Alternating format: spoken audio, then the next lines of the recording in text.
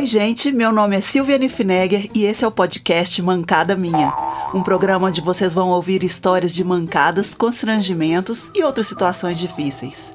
Oi, gente, episódio 99. Poxa vida, tá me dando até nervoso já, quase 100. Um beijo pra Cachoeira do Campo, distrito de Ouro Preto. Imagina que lugar lindo que deve ser. Beijos pra Joyce, super fã. Ela me ama, tá, gente? Não sei vocês, mas a Joyce me ama.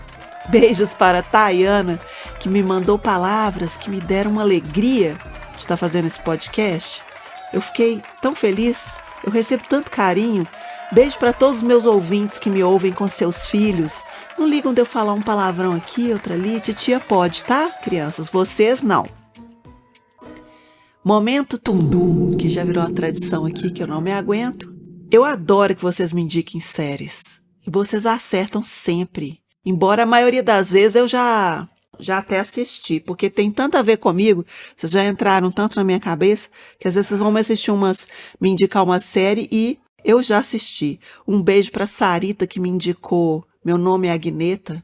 Eu já tinha assistido, mas esse filme, ela me indicou, lembrou de mim, fiquei muito honrada. Esse filme pegou para mim, é sobre uma mulher ali pelos seus 50 anos, cheio de sonho que ela não realizou. A gente faz um balanço, né, nessa idade, olha tanto o nosso corpo, tanto nossa vida. Pegou pra mim o filme e os personagens são deliciosos. Junta uma mulher que você se identifica no interior da França, com personagens que você quer eles pra sempre na sua vida. É esse filme, Meu Nome é Agneta. Me apaixonei.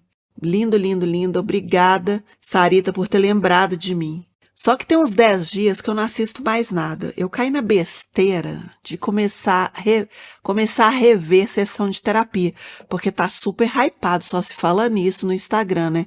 Eu sigo o Celton Mello, tava doida pra ver, mas eu sabia que na hora que eu começasse a ver, eu não ia mais fazer nada da vida. Tá no Globoplay, eu comecei da temporada 4 pra cá, e aí eu não vivo mais minha própria vida. Pronto, acabou. É complicado. Eu penso com a cabeça do Caio Baroni, o terapeuta. Eu respondo mentalmente as coisas com a voz do Celton Mello. Então eu escuto a voz do Celton Mello na minha cabeça o tempo todo. E assim, eu não pratico mais diálogos saudáveis e simples, não. Sem refletir, não. Meu filho esqueceu o celular ali na mesa da cabeceira e vem a voz do Celton Mello na minha cabeça, assim. Ele esqueceu o celular mesmo? Ou será que ele quer ser esquecido um pouco por mim? Será que tá na hora de eu ser menos sufocante? Isso porque meu filho só esqueceu o celular, tá? Se ele me pergunta assim, tem refri? Eu respondo, por que você quer saber? É mesmo sobre o refri que você quer saber? Que loucura! Se alguém agora me pergunta assim, tudo bem, Silvia? Como que você tá? Eu penso com a voz do Celton Mello, sua pergunta é sobre mim? Ou você tá querendo me dizer alguma coisa? Não é fácil não, gente. Celton Mello, quando a voz pega na sua cabeça, você não vê mais nada normal, é tudo com a cabeça do Caio Baroni. Gente do céu, eu recomendo em doses homeopáticas, tá? Não fazem maratona que eu faço, não. E eu fico pensando que eu não poderia ser terapeuta, não. Por quê? Primeiro, eu não tenho aquela cara de paisagem de egípcia que ele fica. Não mexe um músculo da cara. A pessoa fala a maior atrocidade e Caio Baroni tá com a mesma cara. Não move um músculo da cara. Eu não. A pessoa já vai me contando, eu já vou retorcendo a cara, já fecho o olho, arregalo o olho, abro a boca, choro se tiver que chorar, interrompo o caso da pessoa com uma crise de riso aleatória. E quando eu fico brava com meus amigos, eles sabem. Eu xingo, eu jogo na cara, eu falo, pago sermão, pago pau, entendeu? Eu ofereço até, quer que eu vou ir dar um tapa na sua cara? Pra você parar de ser otária? Você é o bichão mesmo, hein, doido? Eu ofereço tapa na cara pros meus amigos, eu xingo, eu falo mal dos namorados quando eles terminam, aí quando eles voltam, eu falo que tá tudo bem, que vai dar certo. Eu sou intrometida, totalmente aleatória, opiniões questionáveis. Então, assim, pra eu ser terapeuta, não dá. Eu xingo a pessoa de burra. Falo, você é burra? Né? Porque você deve ser burra que você tá fazendo isso. Imagina, eu, terapeuta, ter que dar aquelas respostas inteligentes. É lamentável. Gente, estamos sem apoiadores hoje. Eu quero agradecer a cada um que acreditou e investiu aqui nesse podcast. A conquista de vocês também é minha. A gente vibra junto. É muito bom quando tem publi aqui. Eu me envolvo, a gente fica amigo. É muito bom e eu tô na torcida por todos vocês que já anunciaram aqui. Amo vocês, muito obrigada. E vamos continuar anunciando aqui, gente. O perfil para anunciar nesse podcast são prestadores de serviço que atendem remotamente de qualquer lugar, professores de idioma, cursos, coisas que podem ser feitas à distância de qualquer lugar do mundo, terapeutas, lojas, comércio que entregam em todo o Brasil, enviam para outros países também. E você imaginar, uma audiência de, em sua maioria, mulheres de 27 a 60 anos, gente parceira, que engaja mesmo, que apoia quem apoia esse podcast. E não é inviável e eu posso provar. Entre em contato comigo. Minha audiência é fiel, constante, super nichada, para você não ficar desperdiçando, comunicando com grandes massas. Aqui você fala diretamente no ouvido de quem está totalmente aqui, só te ouvindo, agora, com a gente. Nossa, eu arrasei. Arrasou, bonita. Aplausos. Arrasei nessa minha própria publi. Eu ainda te ajudo, tá? A criar seus textinhos bem do nosso jeitinho aqui. Vamos pensar juntos? Entre em contato comigo. E a mancada de hoje é sobre subestimar o ódio. Mas isso é um assunto muito relevante. Não é o caso desse podcast.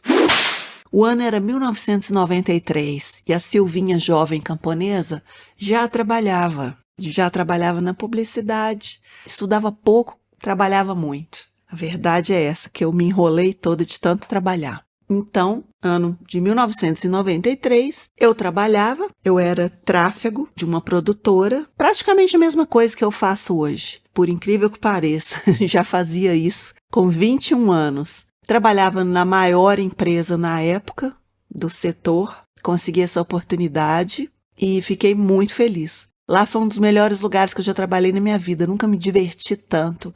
Lá que eu aprendi a abraçar, na terapia do abraço do meu amigo Daniel, que me obrigou a aprender a abraçar. Lá que eu tive as maiores crises de riso da minha vida. A gente saía, a gente se divertia, era só gente genial. Tava comentando isso com o Léo hoje.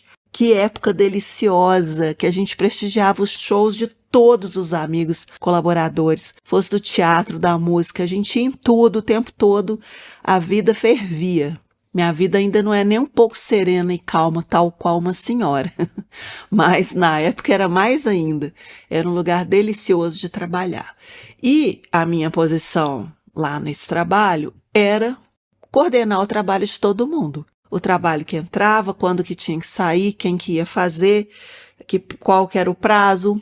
Bem parecido como é hoje, né? Eu não fui para a área de criação, fiquei sempre na área operacional. A primeira oportunidade que eu me dei na área de criação foi com o meu próprio podcast, que os roteiros são meus e as histórias são minhas, eu conto como eu quiser. Mas nunca fui da área de criação, sempre na produção, nos corre, no sufoco, controlando cliente versus funcionários que, né, as pessoas que estão trabalhando querem fazer num ritmo, o cliente quer noutra, e quem fica nessa posição fica intermediando tudo e querendo que dá tudo certo.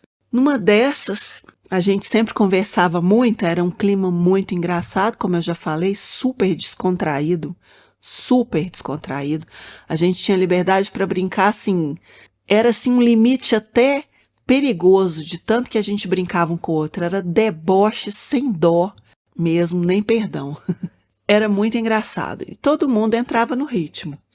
Não tinha essa de, com esse não pode brincar, com isso não pode brincar, não. A gente brincava de tudo, tanto que eu contei para vocês que meu amigo me abraçava, que eu não gostava de abraçar, e ele falava, eu só vou te soltar na hora que você me abraçar direito. E isso ficava assim, era confortável, era amigável, não existia uma ofensa, um ofendido, um abuso, uma autoridade, um autoritário, sabe? Era muito gostoso o clima. E aí um dia reforçando que o ano era 1993. Faz tempo. A gente tinha o nosso motoboy, na época, ele era absolutamente fanático pelo time Cruzeiro. Era um fanatismo que eu não considero normal. Fanatismo já não é normal, né?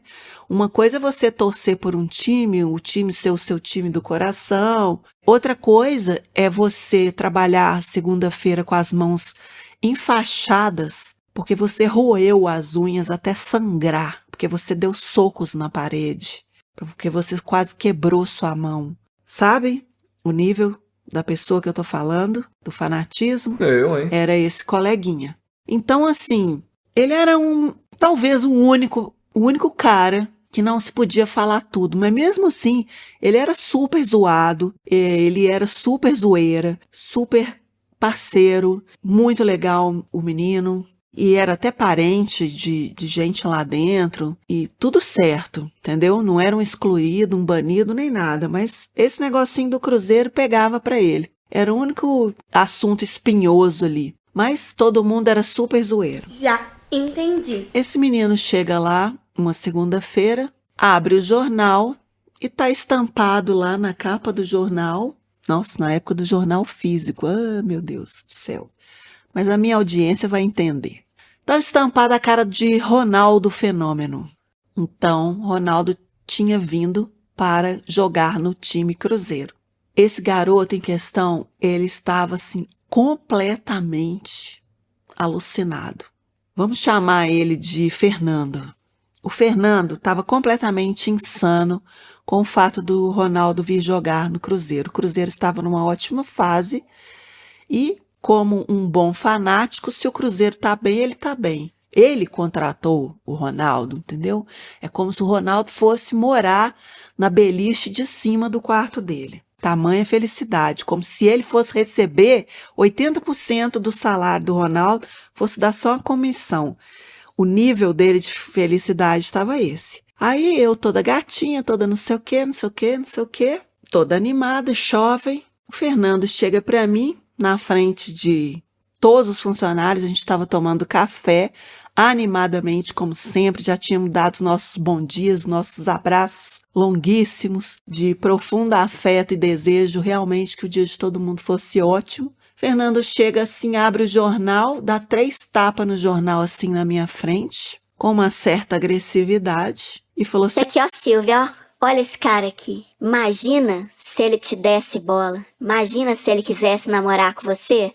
Você tava feita. Olha esse cara, qualquer mulher do mundo cai aos pés dele. Ele tem a mulher que ele quiser. Imagina se ele chega aqui: Silvia, quer namorar comigo? Eu falei assim: olha, Fernando, deixa eu te falar uma coisa. Eu não ia aceitar não, porque primeiro, ele é feio que arde o meu olho. Não tem menor condição de eu namorar um caba feio desse. O bicho é feio. Pra caramba. Ai, mas ele é milionário. Você vai me falar agora. Ele vai ficar bonito, ele vai comprar o seu olho pra trocar por um olho que acha ele bonito. Não tem problema, não quero também. Porque eu gosto de gente inteligente, culta. Nem tudo é sobre dinheiro. Então esse cabra feio, que eu não sei nem se ele é inteligente, se é nada, se o papo dele é bom, se ele é uma pessoa divertida, se ele é um cara do bem, eu não vou namorar com ele, porque ele entrou aqui contratado pelo Cruzeiro, feio desse jeito, vai falar que quer namorar comigo? Coitado, eu dava um passa fora nele, nem... Ah, você tá brincando, você tá desdenhando. Falei: ô Fernando, tenha dó. Você acha que só porque o cara é rico, joga em time de futebol, qualquer mulher quer? Não, a gente às vezes é bem mais exigente do que isso. Eu não vou namorar um palhacinho só porque ele joga futebol e ganha um salário alto, feio desse jeito. E eu reforcei demais que o cara era feio, sabe? Porque como ele bateu a mão no jornal e praticamente esfregou na minha cara o jornal, como assim, tipo assim, cala a boca, sua metida, fica aí falando, conversando fiado, olha aqui, ó, o que você não tem e nunca vai ter. Esse cara que nunca vai olhar pra você, Eu achei ele arrogante e aí eu abri minhas ventas do meu nariz e dei uma respostinha sempre com muita ironia, dando uma risadinha, buscando uma aprovação em volta. Esse menino falou, Então você acha ele feio e burro e não olharia pra ele? eu falei, jamais. Tem que crescer e aparecer. E continuamos, seguimos o nosso café da manhã. O menino dobrou aquele jornal, com as mãos dele sangrando, as unhas sangrando, né? Aquele psicológico dançadaço, saúde mental dele não devia ser boa, já, né? E o menino fechou aquele jornal e guardou aquilo ali no coração. Beleza. Ele era nosso motoboy. Cara, passou muito tempo. Tipo 1 mês. Ninguém falava mais nesse assunto, entendeu? Muita água rolou debaixo da ponte, a gente deu outras risadas juntos, a gente tomou outros cafés, outros abraços, outros papos engraçados. O tempo foi passando. Um dia eu pedi esse motoboy para levar um negócio para mim, num cliente. Dei o endereço e a pessoa que ele tinha que entregar. Beleza, fui almoçar, segui o baile. Quando eu cheguei do almoço, eu subi para minha sala, eu passava por esse café, passava por uma recepção, subia uma escada e tinha uma mesa que era a minha sala. Esse motoboy estava sentado no sofazinho que tinha na minha sala. Era tudo conceito aberto, assim. Então, era minha sala, uma estante, a sala do administrativo, outras estantes, lá embaixo os estúdios. Eu falei com ele, e aí, entregou lá? Ele levantou e veio andando para cima de mim, completamente transtornado. Falou assim, Eu não entreguei não, sua vagabunda, puta de 5ª categoria, escrota, babaca, burra. Eu não entreguei porque lá tava fechado. Você não deu um telefonema pra conferir se tava fechado ou aberto. eu falei, calma, calma. Eu avisei a menina, eu falei que você tava indo lá, ela falou que tudo bem. Nisso, ele veio com a mão no meu pescoço. Ai, gente, aviso de pequeno gatilho, porque foi uma violência. Não, ele não chegou a realmente me machucar, porque pelo tom de voz dele, na hora que ele esticou a mão para pegar no meu pescoço, ele conseguiu encostar no meu pescoço, mas ele foi imediatamente contido pela turma, pela equipe. E todo mundo segurou ele. Me larga! Eu vou matar essa dessa mulher. Mandou eu ir no lugar à toa. Um negócio completamente desproporcional, porque ele não ia com o dinheiro dele, ele não voltava com o dinheiro dele, a moto não era dele, o tempo não era ele estava sendo pago, não, sabe? O problema era todo meu se a entrega não foi efetivada. O problema era só meu, não era dele. Só que ele estava com aquele ódio guardado de mim, que eu menosprezei Ronaldo Fenômeno, sabe? Ele tava com aquele ódio e assim, o primeiro vacilo que eu desse com ele, como ele era um cara muito desequilibrado, ele ia estourar, entendeu?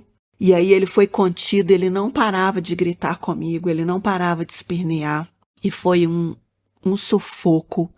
Como eu expliquei para vocês, claro que eu chorei, né? Comecei a chorar, fui acudida, ele também foi acudido. Ele era um menino problema, que ele era parente de uma pessoa que trabalhava lá, que pediu, né, para que ele trabalhasse lá, que ele precisava.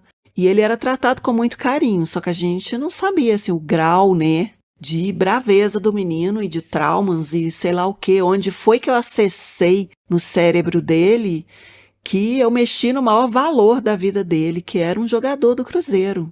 Assim, eu poderia ter falado da mãe dele, talvez ele não tivesse ligado tanto. Poderia ter falado do irmão dele, que talvez ele não tivesse ligado tanto. Mas eu mexi no pior lugar do cérebro dele que eu podia mexer. E esse cara, ele ia me matar. Se tivesse só eu e ele ia me dar uma surra. E o trem ia ficar feio pro meu lado. O que aconteceu? Porque vocês sempre perguntam, né? E eu tenho mania de não concluir os casos, porque eu quero só focar na história da minha mancada, né? Que nesse caso, eu quero até, assim, perguntar. Eu fui escrota? Fui. Mas ele também foi. Botou o jornal na minha cara, eu tava conversando com meus amigos e veio praticamente me falar que eu ficaria com qualquer homem por causa de dinheiro. Eu fui escrota porque menosprezei, poderia ter sido mais suave na nave, falado com ele assim, que isso, bicho feio desse, pode ter o dinheiro que for, que não tem a menor chance comigo, ponto. Mas ele insistiu mais um pouco e, sabe, assim, eu acho que eu falei um pouco demais, mas nada justifica. Nada justifica. Então, a turma do Deixa Disso pegou ele tirou uns dias, né, para pensar. O chefe me perguntou se eu gostaria que ele fosse demitido. Obviamente falei que não, né, porque se o menino foi entregar um negócio e a pessoa não estava, ele que tentou me matar enforcada, se ele fosse demitido por minha causa, eu estava condenada à morte, né? Então, fingi que conseguiria conviver com ele, que tudo bem, mas que ele fosse devidamente avisado que qualquer tipo de grosseria que ele fizesse, né, aí ele não ia ter mais segunda chance. Foi esse o papo da diretoria lá com ele e o parente dele em questão veio conversar comigo e ficou aquele climão e foi passando, porque o astral era muito bom lá no lugar, sabe? Foi passando, mas assim, foi um aperto essa mancada hoje, foi por eu ser língua de chicote, não guardar os negócios, não levar desaforo, eu já passei uns apertinhos assim, tá? Esse não teve graça não, mas foi assim. Que coisa absurda. Então é isso, gente. Fiquem pra mancada do ouvinte, que é nada mais, nada menos que o nosso querido Robson, com suas histórias sensacionais. E, gente, alerta de baixa de mancadas. Eu preciso que vocês mandem suas mancadas. Conta direitinho, gente. Conta pra fora. Conta divertido. Vamos participar. Tô esperando sua mancada, aquela que você sempre fica falando. Um dia eu vou mandar, um dia eu vou mandar. Manda logo que a gente tá com baixa de mancadas. Um beijo.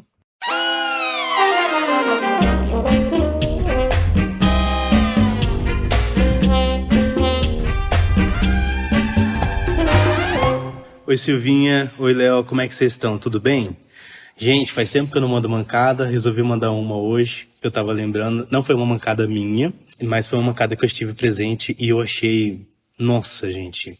Enfim, vou contar pra vocês. Então conta. No resumo, eu tenho uma agência de marketing e eu faço campanha de tudo. Então, eu já fiz campanha para deputado, para vereador, para lançamento de produto. Até que chegou pra gente uma campanha de uma eleição de um condomínio aqui de Dourados. Eu falei, gente, estranho, né? Porque, tipo, nunca tinha presenciado e tal. E até que eu sentei com o pessoal da chapa, eles começaram a me explicar que cara, foi muito... A administração atual estava sendo muito sacana, sabe? Não tava cuidando direito do condomínio, estavam sendo... Assim, eles faziam licitação, mas eles sempre davam prioridade para quem era da família deles. Então criou-se uma chapa diferente para concorrer com eles, que eles já estavam na administração faz bastante tempo. Criou-se uma chapa diferente para, né, enfrentar, para ver se conseguia mesmo vencer. E essas chapas foram só mulheres, assim, e aí eles chamaram a gente para fazer essa campanha, então a gente fez uma campanha bem agressiva, sabe? Com criação de conteúdo, com vídeo todos os dias, com textos todos os dias, com artes.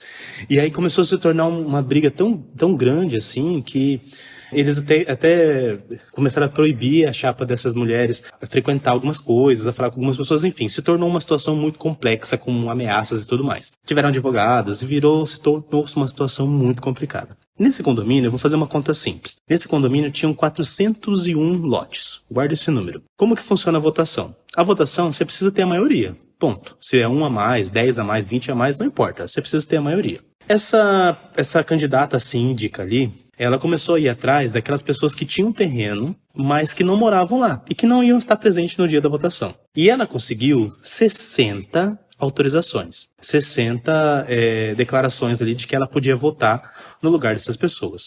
Pronto, dia da votação. Pau torando, a gente foi lá. A gente estava lá e começou a votação, e aí, voto a voto, né? Enfim, terminou a votação ali, cada um tinha que colocar, por exemplo, se era a chapa que a gente estava apoiando, a chapa concorrente, ou se deixasse em branco, era em branco, né? O voto em branco vai para quem tem a maioria dos votos. Cara, começou a votação, foi a votação, a gente tudo aflito, preocupado, começou a contagem, vamos para a contagem. A chapa concorrente conseguiu 200 votos. A gente já pensou, cara, tamo lascado. E começou a contar os votos que eram dela. A chapa dela conseguiu 141 votos. Mas tinha um plus. Ela tinha direito de votar por 60 pessoas, certo? 141 mais os 60 que ela podia ia dar 201 no total, certo? Certo. Você é bom de matemática? Quando pegou a cédula dela, a que ela tinha votado, que valia por 60 pessoas, ela simplesmente veio até a gente, nós estávamos todos reunidos assim, ela simplesmente veio até a gente e falou, gente, me perdoa, mas eu esqueci de marcar a nossa chapa. No resumo, ela não colocou nem a chapa dela, nem a concorrente, e o voto ficou em branco. Se o voto ficou em branco, foi para quem, minha linda? Pois é, o voto em branco foi para a chapa concorrente. No resumo, ela ia ganhar por um voto, e no nervosismo, ela simplesmente esqueceu de colocar. Enfim, todo mundo saiu com aquela sensação de ganhamos, mas perdemos, com aquela coisa bem agridoce, triste, mas no final, pelo menos houve uma pequena vantagem ali, vantagem, sei lá se é vantagem, que foi a outra chapa viu que elas se mobilizaram e falaram, olha, chamaram elas para fazer parte da administração de todos os cargos, para fazer algo um pouco mais miscigenado ali entre as duas chapas. E é isso. Eu já participei de eleição de condomínio, menina. Que doideira!